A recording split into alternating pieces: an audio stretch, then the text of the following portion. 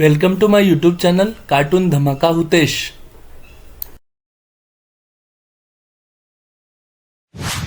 एक शाम प्राची टीवी पर सीरियल देख रही होती है। तभी उसकी सास वहां आती है।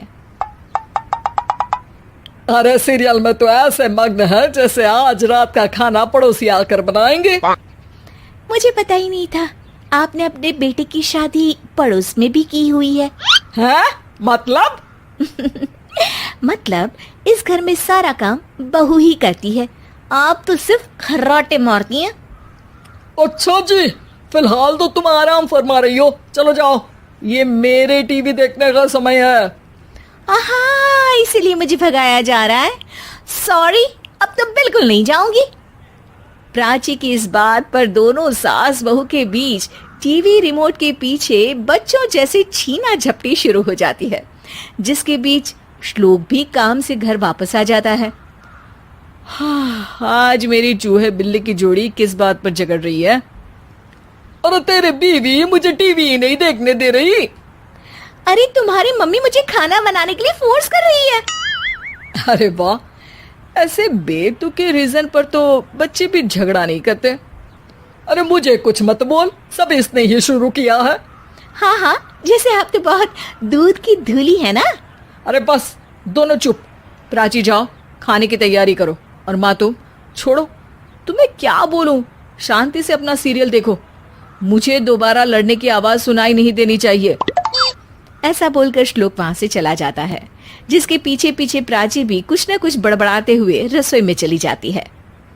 हाँ हाँ, सासू जी को तो कुछ बोलेंगे ही नहीं, बस मुझ पर ही हुक्म चलता है, खाना बनाओ, जैसे मैं इनके घर में खाना बनाने के लिए आई हूँ। इसी तरह शाम बीतती है और रात को श्लोक और प्राची की सास खाना खाकर सोने चले जाते हैं, लेकिन प्राची गुस्से में कुछ खाए बिना काम में ही लगी रहती है। इस घर में किसी को घंटा फिक्र नहीं पड़ता, मैं खाऊं या भूखी रहूं। प्राची कुछ देर के लिए रसोई से बाहर जाती है और जैसे ही वापस आती है तो वहां दूध का भरा ग्लास देखकर हैरान रह जाती है। फिक्र पूरी है, बस दिखाना नहीं है। प्राची दूध पीकर सोने चली जाती है और अगली सुबह एक बार फिर सास बहू का कार्टून नेटवर्क स्टार्ट हो जाता है।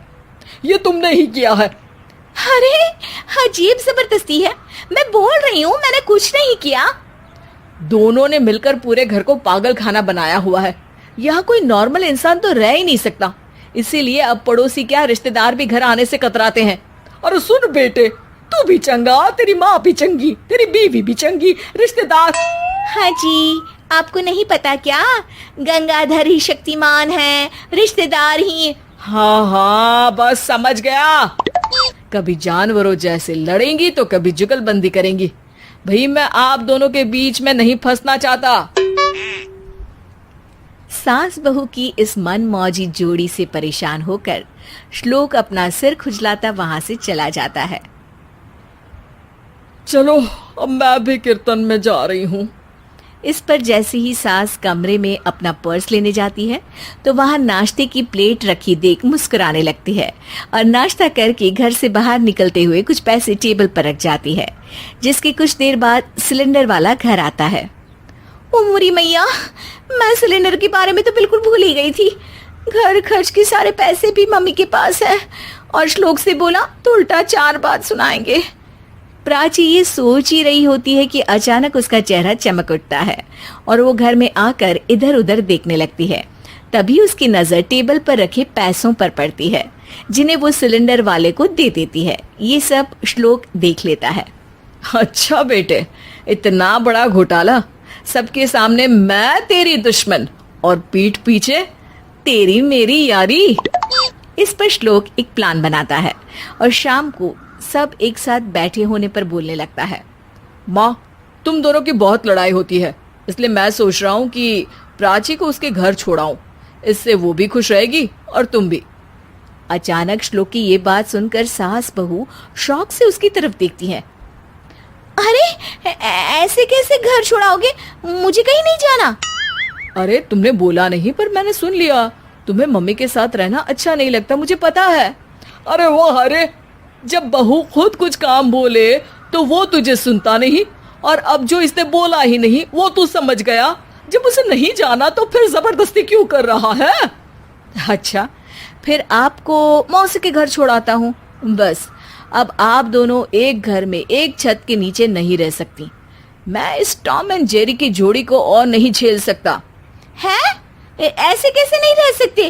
तुम्हें इतनी दिक्कत है तो तुम्हारा बोरिया बिस्तर पैक कर देती हूँ, लेकिन मम्मी जी कहीं नहीं जाएंगी। बिल्कुल यही सुनना था मुझे। अगर दोनों में इतना ही प्यार है फिर हर वक्त ये लड़ाई का नाटक क्यों करती हो? देखा मैंने कैसे माँ किचन में दूध रखती है और तुम उनके लिए कमरे में नाश्ता रखती हो, और कैसे वो पहले ही तुम्हारी दिक्कत समझकर घर में पैसे रखकर बाहर जाती है। अरे भाई, इतना ड्रामा तो डेली सोप में भी नहीं होता जितना तुम दोनों ने इस घर में फैलाया हुआ है। तू हमें टॉम एंड जेरी बोलता है ना, तो याद कर वो दोनों भी एक दूसरे को बाहर वालों की बुरी नजर से बचाने के लिए हमेशा सबके सामने लड़ते थे, लेकिन अकेले में दिक्कत के समय मदद भी तो करते थे। बस हमारा रिश्ता भी कुछ ऐसा ही है। और वैसे भी अगर सास बहू में तू मैं नहीं होती तो दुनिया वालों को कहानियां कैसे मिलेंगी?